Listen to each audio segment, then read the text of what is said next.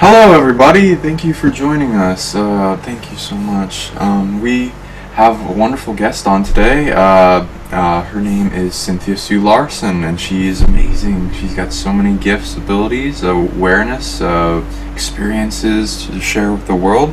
She's written books, Reality Shifters, Quantum Jumps, to name a few, as well as she's been a presenter at the Mandela Effect Conference and many other things going into the science field and pioneering quantum jumping as we know it more. So thank you for being on with us. It's such a joy to see you again. Always love talking with you. Love talking with you too. So what kind of things have been manifesting newly in your world? Wow, I never know where to start. It's like there's always lots going on, but I guess the practical thing is looking forward to the next conference which will be in Connecticut in June. So it's coming up pretty soon. Also, I'm still working on the next book, which is about the Mandela Effect and its society, really awakening from me to we. So there's a lot in that whole concept of the history and the science of the Mandela Effect. Also bringing people up to speed with what our community is doing. People like yourself and people who have YouTube channels, people that have been following this phenomenon in a variety of different ways, and what this means for all of us together. So it really is very much of a individual experience, but it has much bigger implications for all of us. Right, and the shared reality and how much in the chess game in freeing it of self-defeating programs that keep us from like the greatest form of evolution in individual and the collective. I agree. So yeah, we can talk about a lot of things. That'll be so I guess where to start? What got you into all this? I guess a little background on yourself, and then we'll go up into big stuff. Well, I'm what you might call a lifelong experiencer of this phenomenon and many others. So sort of a startup case of interesting things. And I think I need to say that because if I don't, then people might think I'm exaggerating or I'm I'm talking about things that don't sound real to them. But it's very real, and anybody who's had the experience of remembering where they came from before this lifetime, then they would know, they'd know similar experiences to mine. So that's an important piece of it. There's a book written by Diane Brandon called Born Aware. It's a little bit like the near-death experience, but a little bit different. So that's what I'm talking about. So aside from that, on the more practical side, I definitely wanted to explore the true nature of reality. So I definitely pursued as much consciousness studies as were available to me in college, back when I went to college, which meant taking a lot of psychology classes and majoring in physics. Definitely interested in quantum physics because that's where consciousness was at the time I was studying it. I see we've come a long way since then in some ways, but in others we're sort of back to square one with the so-called hard problem of consciousness and not knowing what that really is. So it's but more recently my work in the last 20 years has all been dedicated to mind-matter interaction, based in my website, realityshifters.com, where I publish a monthly newsletter that I've published for over 20 years, documenting first-hand reports of reality shifts, quantum jumps, just all kinds of seemingly metaphysical experiences that provided a checkpoint and a grounding place for experiencers around the world. And now, of course, with the advent of the Mandela Effect, I'm really glad that we finally have the kind of community that I've been waiting for all this time. So that's where I got to meet you at the first Mandela Effect conference in Idaho. And I'm really looking forward to seeing you again and just love what you're doing, much more than I think you ever talk about on your show. So if people are interested in checking out your work, I think working with you one-on-one has got to be like the best, just from my humble point of view. Thank you. Same with you. I'm looking forward to talking with you more in future like types of session or aspects, and I love to get more of your opinion on things, and be a very big puzzle completer. Yeah, thank you. So based on things you're touching upon, what do you think is consciousness? 'Cause I know you can answer that really well. Oh wow! Well, it's got many levels to it, so it's bigger than we can actually comprehend. It's like asking what is love. Yeah, right. I think it's about the most similar kind of question would be, what is love? So if they're trying to figure out, oh, now we know where love is in the brain, that sounds just as foolish to me as saying that we ever know where consciousness is in the brain. So consciousness is also very much like love, in the sense that everything is created from consciousness, from love, and all of the material world that we see is a reflection of what comes forth first in ways that can't really be measured, can't fully be defined. I think defining is going to be a never-ending puzzle for humanity to seek. I don't think that we'll ever have it to our satisfaction. I think it's something that will be a little beyond us based on our limited perceptual and cognitive abilities. But it's still fun. It's like the most fun thing of all, besides experiencing love, for me to look at, is consciousness. Alright, it's like it grows continuously, so it won't be like boxed in. Yes. Go past expectations. Okay. Yay. Good answer. So what like is some of your background in the field of quantum physics, and your dance around life, so to speak, back and forth between experiences? Okay, you mean just in terms of more understandable? Yeah, well, I did get a degree in physics at UC Berkeley. I think that's a good point to start talking, because after I got that degree, I was still living a fairly normal life, but then things changed radically for me in the 1990s. When I was about 32 years old, I had a massive Kundalini awakening that went on for 2 weeks. That's where all the chakras just opened up, and there was no way I could pretend to be normal, which I'd been doing pretty semi-successfully for a number of years. But after that happened, then there was just no way to fit myself back into a tiny little box that I used to be in. So that was really where I got started with the work that I'm doing, just because I needed to explore with other people their process, their path. So I do life coaching, and like you mentioned at the introduction, I write books such as Reality Shifts, Quantum Jumps, High Energy Money, Aura Advantage, and a bunch of others. But I think the main component of my work, most of all, is just really helping people trust their intuition, trust their own experience, and get more aware of who each of us really are. I think that's the key, is to look inside of each of ourselves. Yeah, and the treasure that they find within that helps them do what they want in the dream of the life they want to live, and overcoming all the things they were incarnating with in challenges and contracts and experience. And then, yeah, especially when that all comes together and the people that find each other sync up, that are meant to expand upon each other and work together and network and family. Yeah. What we're here to do, right? Oh, so what kind of like things? Oh, I'll start with some other stuff. So it like leads up to the bigger question. So like you wrote a book called Quantum Jumps. Yes. So can you tell listeners a little bit about that? Because that's a wonderful ability that as more and more people learn, I think that will help planet quite dramatically. Yeah, that book is really about accessing optimal realities that you can think of as already existing that you might only have thought that you were imagining.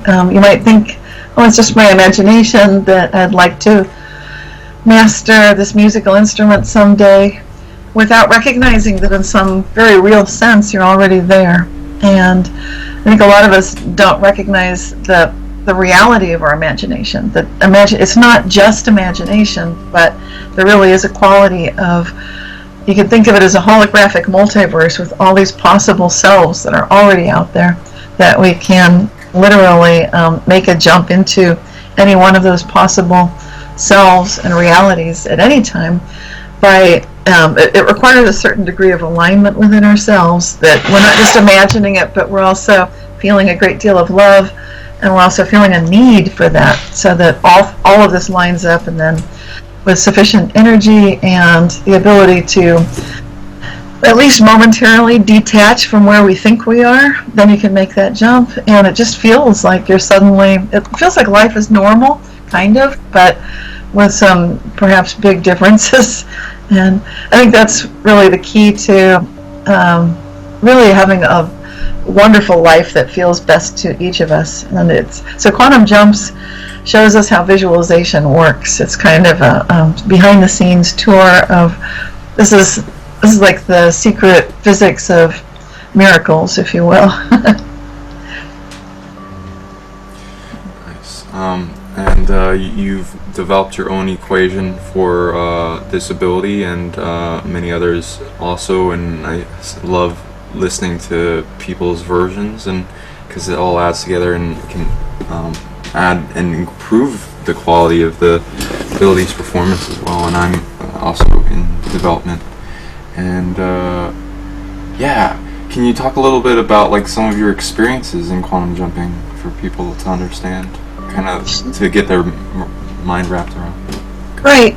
Well, I think a good example of it would feel, for me, it's usually fun for me. So usually an experience of quantum jumping might be a situation where I suddenly find myself, like one day I was at a musical place where there was a stage. There were musicians on the stage. They were hobbyists, so it wasn't like a paid event or anything, but still the people that were playing music knew what the instruments were that they were playing. And suddenly the drummer left the stage, just walked away. So they still had the keyboardist, a bass guitar player, everybody else was still up there, and in my head I could hear the beat. So I felt like, well, it was kind of bizarre to take that jump and jump on the stage and grab the drumsticks and start playing, but I got more and more certain that I know I can move my hands right. I know I can hear the beat. As long as I don't screw up what I'm hearing, I'll be fine. I don't know what possessed me to feel that way, but it just came over me like, I think I can do this. I'm sure I can do this. Let's give it a try. Worst case, what I'll be doing won't match what I'm hearing, and then I'll just walk off the stage again. And I'm pretty sure I think I've got this. I don't know where it's coming from, but I've got it. So I just jumped up there, grabbed the drumsticks, felt like a bit of a fool for a moment, overcame that feeling, and I did adequately. It was matching what I heard close enough. I mean, in my head, I would have mad drumming skills that I had not taken time to practice and develop. But that was okay. It was good enough. So that was one example. But all my life I've had various examples of feeling that I needed to kind of make a kind of a quantum jump. It feels like an energy jump, like a shift inside myself. And I've had those moments where I felt like I need to step things up to a new level, kind of like leveling up, and like I can do it. Even though I don't yet have any reason to believe that I'm at that level, there's something in me that feels like I am. And because I feel it, I'm just going to make that jump. And I did this a lot in the business world, way before I ever had that Kundalini awakening. I think most successful business people would call it intuition, they'd call it visualization, they'd call it confidence, and you can call it those things. But I think on some level, and most of the managers I worked with were aware of this with me, that I could just suddenly start writing as if I was a lawyer. I mean, that was a famous story that some of my managers would talk about. Like, remember that time, Cynthia, when you wrote that entire document? We were doing a merger with another company. You wrote the whole thing like a legal brief. I said, yeah. But I don't have a legal background, but at the same time, I can access that, so I did. And that's what I'm talking about. We all have this ability. So with quantum jumps, I just try to make it a little easier for people to feel like it's something doable, that we can all do it. And I include really easy, fun, simple exercises in each chapter. So people that might feel like they don't have a single quantum jumping bone in their body, they can still be successful. They can still be happier, smarter, have better relationships. Those are simple things that are laboratory tested activities that we can all do. Nice.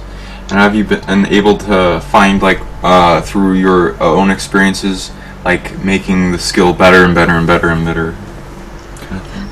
Well, just to the degree that I like to every day reset myself on my course just by asking how good everything can be, making that my startup prayer, wish, manifestation, desire, intention for each day, and to be in the highest level of service possible. So to that degree, I guess so.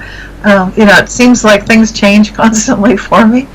So every day does feel a bit different. Sometimes things can change dramatically for me. Before we get started today, we're talking about technology. That stuff is really, it's funny I worked in information technology because I'm a very pronounced effects often around technological equipment of all kinds. It can be very good. It's not like always a disaster, but I have to be very careful because it's very responsive. That's good. Have that. I forget what that's called. It's like this in the description, like things, electronics will act weird and sometimes flash. Lights will react. Sometimes they'll blow out. They'll react to emotions. They'll into the positive technopathic and electromagnetic electrokinesis abilities, all that kind of stuff. It can get pretty interesting in both ways, and once you get more connected with the being of the technology in the components, the elementals, the electrical current of consciousness, it flows a lot easier and can be calmer, and you can test like things like I used to have all my Skype calls on my other calls would just like cut out all the time and like go glitchy and freeze and the mic would drop, and so then I started like tracking it back and like seeing, oh okay, there's like some resistance in the bandwidth, there's like a bunch of things, and as soon as I resolve them it like calms down and it's nicer. And like sometimes things won't work, like the car or I had Xbox that would not play the game unless I quantum jumped to a timeline where it was playing, and then bam, and that would be like, so like even the things that annoy us in life that like, oh, I don't know if this is work, if it's on that edge of it can or doesn't work, that's a great ability trainer right there, and to take absolutely that. Oh my gosh, I'm so glad you're mentioning that. Yeah, I've had some. That's beautiful, because I think people listening they can relate to that, because everybody's got some glitchy piece of equipment, and you're right. It's a perfect training ground for it to play with. Yeah. So, what other have you had any recent quantum jumps of different times after we last talked? And oh yes, epic ones. In fact, lots and lots. But just in the last month, I've had some of the biggest ones in recent memory. Like 3 really astonishing ones occurred. The first one was just kind of weird. It was I don't know if I should mention that, because there are different kinds of shifts. I call some reality shifts, where they happen and I don't know why that happened. It's just one of those, like, it's a puzzle. Like, what was that about? So that one was in the last month, in January. I went to a doctor's appointment, and when I got to the place to check in with the person at the desk, I saw that after I didn't notice right away, but later I looked back to see that there was a stand that was giving away masks that you wear in your face, those little blue germ protection masks that go over your nose and mouth. And there had been a rather pushy, bossy sign that says everyone must wear a mask, due to this being flu season. Now, this was before the big outbreak of the Chinese flu that's now making the news everywhere. So it just seemed kind of pushy to me, and I thought, well, maybe. I just ignored the sign when I first signed in. But then once I sat down, everybody around me was coughing, and I thought maybe they have a point. Okay, I'll go put a mask on. I'm not coughing, I'm not sick, but everybody else in the room seemed to be. So I got a mask. And then more people came in, and I thought they're not wearing the masks. And I thought I should point out the sign, but I looked back at the mask, little mask, what do you call it? It's just a kiosk. It has a bunch of masks. You can take one. It has the sign. But the sign was now gone. Nobody came to take it away. It was just gone. There was no sign anymore that was kind of pushy saying that every person must take and wear a mask. Nope. It was just a very nondescript mask dispenser with no sign at all. And I looked all around to see where did I see that sign. It was just gone. So that was kind of interesting. When I did see the doctor later, he actually asked me, why are you wearing a mask? And at that point, I didn't want to bring up the fact that there had been a sign that said everyone had to wear one, because I didn't want to bring up the whole Mandela effect reality shift thing. What time was this at? What period? Early January. In truth, the China flu had already hit, but it wasn't widespread. It wasn't really in the United States yet. So you should. But I think in some other reality, it was. Because I hadn't even heard about that China flu yet. But it was like January 9th or something. So it was about to make big international news in just a week or two. And I think that's interesting, because probably if I'd gone back to see, do they now have that sign? I bet they do. Now I think there's nobody wants to risk anything, just in case there might be, someone who might be a carrier. I don't know. So that was interesting. That's a good thing to bring up, and what can we observe with that now? I mean, a lot of people are in fear about it. Of course, Earth is doing a lot for it, and you're seeing some of the results of. It could have been a worse timeline. It was made less worse, and she's kind of like okay, let's take it back a little bit, and then. If I know that I don't need to go into fear or anything. There's like a lot of chess moves with the virus, and it doesn't seem natural.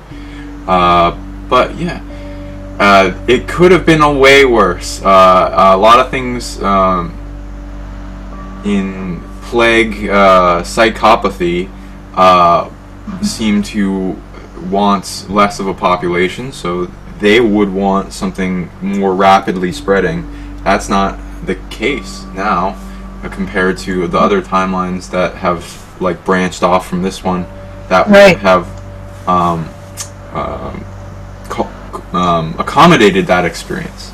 And so this one is less spreading, more immune system to the people, less of a huge impact, while making a big exposing chess move for any of the dark factions that then bring that attention to them, and the love and transmutation that they need in whatever consciousness expression to bring to greater unity. And also how it happened right after the Hong Kong protests. I'm like, that's interesting. It's not happening anymore. I wonder why. Right. There's a lot to that one for sure. Yeah, that was the first of 3 rather epic reality shifts, quantum jumps that occurred in the last month. That was the first one. That's good. I have that too, and the lights flash and flicker, and it's like, oh, and I feel like I've been somewhere for a bit, and these bleed overs of knowingness, of compare and contrast, of the difference. And then, it's a fun ability for people to learn. That goes into good subjects. Consciousness timeline traveling, and awareness, and viewing, and editorial skills. May I hear some more things on that in your perspective, as well as the audience? Editorial skills, yeah. Well, I think often we're always editing. I think it's one of those ongoing things that it's a normal skill that we don't know that we're actively involved in. We're constantly changing our past, and the reason we don't notice we're doing it is because we hardly ever look back to see if things have changed. So it's kind of a natural process. It's just constantly going. And what I mean by that is that we could be, I notice it when I'm basically in a state of gratitude and reverence and feeling good about things. Then I'll notice later on that historical facts look like they're slightly different than I remember them. So I'll see discrepancies between my past and someone else's. One of the things that just happened in the last month that I thought was pretty cool was I was in Boulder, Colorado, taping an episode with Regina Meredith. Well, I was going to tape it the next day, but I was visiting with a friend at a restaurant, and we stayed and we were talking about this kind of topic, about consciousness and how we can make things better, not be dragged down into the fear and all of the various programs like these things we're discussing now, but instead stay focused on the fact that all of us can really keep raising our vibration, can constantly be in a state of gratitude. We were just kind of riffing off each other. This was going on for hours. Pretty soon we were the only people in the restaurant, which I realized maybe we should go because it was about 10 o'clock at night. This is the Deshanby Tea House in Boulder, Colorado. It's a gorgeous place. Anyway, the waiters would constantly check on us, and they would say, no, you don't have to leave. So my friend and I, she and I, we kept saying, are you sure? And they said, yeah, we're sure. And, we paid the check. They were, now everybody's in the back in the kitchen or something. It's just the two of us. And I thought, well, I should get a picture of us before I go. And I asked, would that be okay? She said yes. So I stand up to move to be closer to her, and all of a sudden, out of nowhere, a little tiny pink rose fell out of the air and lands in front of me. And I looked at her like, did you drop this? Because I thought maybe she had a rose. It's like, nope. And I'm looking around like, did it fall? Where did someone throw it at us? There's no one in the restaurant. It's just the two of us. Nobody's throwing roses. I look around at all the tables. There aren't roses. There's no rose anywhere. It was a perfect little fresh cut pink rose. And I think we were talking about heaven, and that kind of thing just appeared out of nowhere. So that's pretty trippy. The reason I'm bringing it up is because a lot of people might think this kind of thing is impossible. But to me, it's an indication, just like when you work on your Xbox or your game and you get it to work and it was glitchy.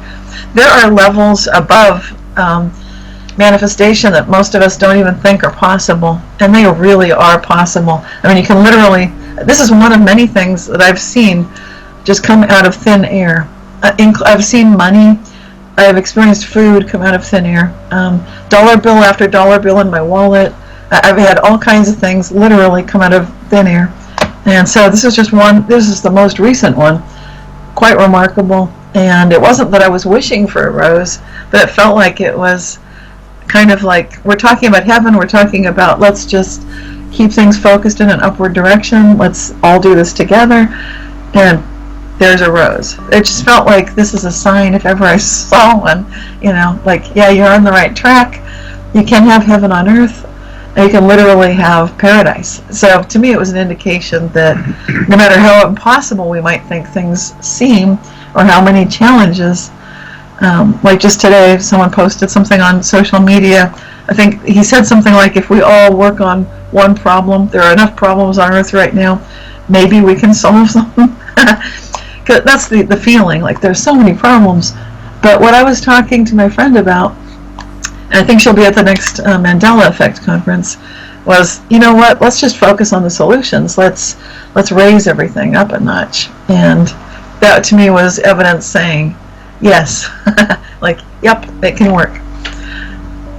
I agree. So, yeah, let's talk about some interesting solutions in that,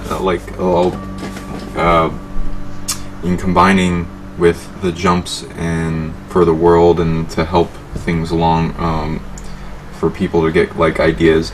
I like that concept that you went into with like the things popping out of thin air, and like which goes into like another ability that you seem to be expressing, which I've seen other people have or like express rarely, but like, or have in the background, but in this life blocked a lot of time because you got to earn it. You have to like demonstrate who you are in other lives and other stuff, this life, to make it where you're protecting the ability and that you've demonstrated that you can earn it and that you're not going to abuse it. I think like Earth seems to be doing like an orientation of that so that the future gets better and better, and bad people don't end up with big abilities, at least for long. And what I call the wallet, where it just fills up with dollar bills, the wallet of plenty, I call that.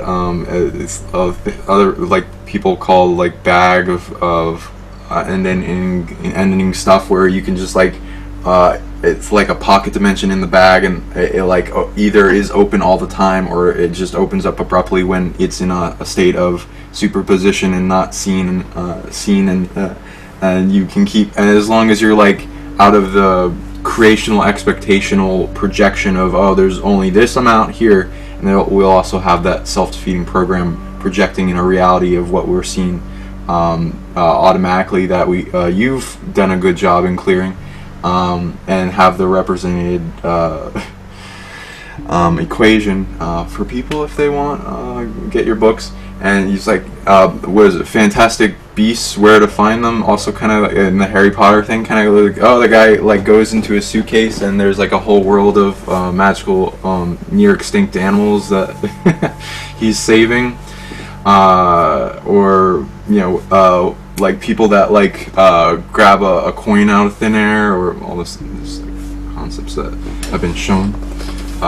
From like a treasure vault that they hold in a pocket dimension that they set up a while ago, and so it like seemed like they can just pull out thinner, and there's like a bunch of unseen to seen bridging technology that people have set up in the past, have functioning, have blocked, waiting for them to discover things that her and I can help you with if you feel like interacting with it. And it's fun describing and understanding how it works and what are the blockages, which are usually lessons and like ways for our own growth to be in unity consciousness with the planet and the future population, so that nothing negatively affects the timeline through the manifestation of that person's ability.